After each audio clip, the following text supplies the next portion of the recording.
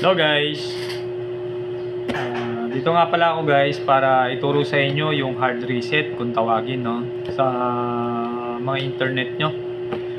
Ito, dala ko ngayon yung Surf to Sawa prepaid internet, no. Kung meron kayong ganito sa bahay nyo, then minsan bigla na lang nagkaroon ng outage or ano, pero ano naman, bigla na wala yung internet nyo, no. Paano yung hard reset? Ito, papakita ko sa inyo. Nakikita nyo tong butas na to. Yan, no. Ito lang yung pipindutin natin, no. Ito yung aking tusok. Ito lang, guys. Yan, pindutin nyo lang siya, guys, no. Pindutin nyo lang siya ng 15 seconds. Bilangin nyo lang sa isip nyo. Yan.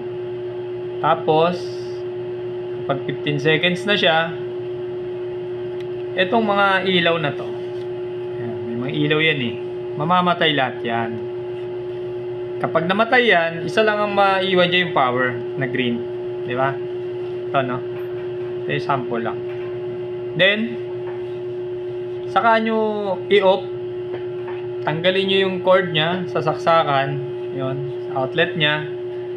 Then mag-wait lang kayo ng 5 minutes bago nyo ulit i-on.